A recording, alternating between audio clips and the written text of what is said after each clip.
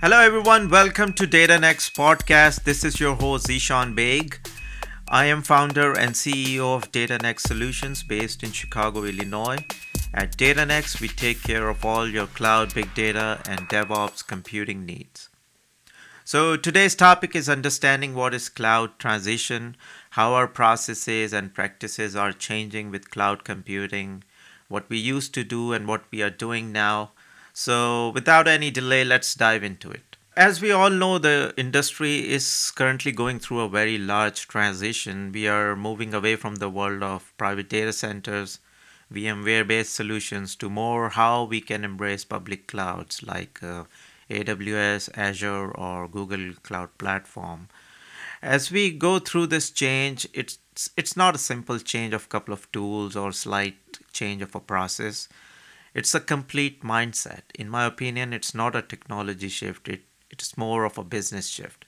You can see decade ago companies like Uber, Airbnb, Spotify, they didn't exist. And they are the perfect example how to do business in the modern world of startups. In a nutshell, we are moving away from the world which was more static to the world which is now more dynamic or elastic, where things are coming and going very quickly. It's not something that you have application running for years and never bother to update or upgrade or change it. And but as we go deep into it, it breaks a lot of things, like how we write application, how we package application, how we deliver apps, how we secure it, how we coordinate with one another. And with that, I would like to share my experience, like how things have changed, how we used to do things before in the world of application development, how we used to secure our apps, how we used to network, infrastructure, operations, and now with cloud computing, how the processes and practices are changing. So first, I would like to touch how development process is changing. We used to write big monolithic apps where we bundle all application logic inside one big giant piece of code. It was hard to deploy, manage, and when you find any bugs or issues in the code, the entire app was impacted. So you have to actually make the app offline and do some hot fixes into it. And because of that, it was not very efficient. Later, we moved towards more service oriented design, or SOA, where we divided apps into services. But that requires expensive middleware to manage and maintain, and it was again became a burden and not very efficient. And today we are developing more apps using microservices approach, where we are breaking applications into various APIs, deploy them using containers. And this approach has several benefits and drawbacks as well. The benefits are the code is small and manageable. You can write APIs in any language, so polyglot design works well here. Debugging is easy. Any issues, it impacts the API only, as API writes to its own database. So it impacts only that API. So your doesn't impact the whole application. But there are drawbacks as well, and mainly it's basically a deployment is complex, and security is a little bit tricky, like how you will basically do the communication between different APIs, make them proper orchestration and stuff like that. Also, recently, serverless application is also gaining popularity. The biggest benefit of serverless platform is that you don't have to worry about managing compute services such as EC2 instances or VMs. You pay as how many time you call the API, like your functions. In the serverless model, you don't have to maintain any compute services, like I said.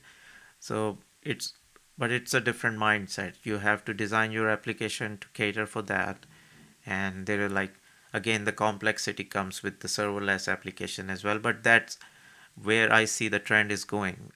I love working with serverless. We have few customers who work with the serverless platform, and the most common use case I see is the we have like a static website built in React.js or AngularJS, and you have different links on the site, and every link basically triggers a Lambda function using serverless platform, and do the all the computing. And many customers are doing, because to save on compute services, you don't have to run uh, a compute service like EC2 instance for 24 hours just to serve some APIs. So that is the best way to leverage serverless. So that was our development process, like how we used to write monolithic applications, and now we are doing more microservices. And because of that, our operation process is changing as well. Now we are working in more agile way. Traditionally, the application development was done by a different team and hand over the code to operations team to manage and maintain it. And that process was not efficient in my opinion, but I see still many places keeping that process. But now you have heard the term DevOps, which is like the combination of development and operation. So now the team who writes the code are responsible to deploy, manage, maintain, and support it. Infrastructure wise, we were used to work with dedicated servers where scalability was limited. You have to estimate the capacity before you start the project, and you have to invest it, buy the hardware, wait for weeks to hardware to come, and then you have to install all this machinery, like make sure you have the physical location to put that stuff as well. Now with cloud computing, we are moving towards more on-demand, infinite scale, and heterogeneous systems. Now with a click of a button, or in fact a voice command, you can launch your infrastructure in minutes. On the network side, because of the on-demand and dynamic infrastructure, it changes the way we used to network things. We used to have host-based static IPs where we put for example, we have the IP 192.168.1.5 is going to be our database server for next possible 10 years, and and that IP was actually hard coded inside your middleware, your applications, and everywhere. And for example, you have to do the disaster recovery or something, you have to change that IP all over the places. And now with the containers, dynamic infrastructure, your network, they are mutable, so they can be destroyed anytime. With cloud computing, you cannot rely on your infrastructure that your VM is going to be up forever, like we think with our on-prem applications. So you have to design your application the way to leverage that. So your infrastructure is mutable. You can destroy and create the infrastructure again and over again. So design your application accordingly. And everything what I talked about changes the way we secure our apps. We were used to define four walls around our architecture. For example, in a three-tier application design, we divide our security into two main areas. For example, we say that this area is our DMZ, where we don't trust any traffic and internet is allowed to that zone. We put firewalls between our DMZ and LAN area. But the problem is that firewalls rules usually works with the IP addresses. And when you have infrastructure and network that could change anytime, you can't define security based on IP addresses. To solve that, we work with now identity or entitlement based security, where we can define very fine-grained security policies to control who is allowed to use which services and which function those users can perform. So this ends today's episode. We talked about cloud transition, how we used to work, and what is the latest trend in development, operations, infrastructure, networking, and security. Hope you enjoyed listening to today's podcast. Please subscribe, rate, review, and share.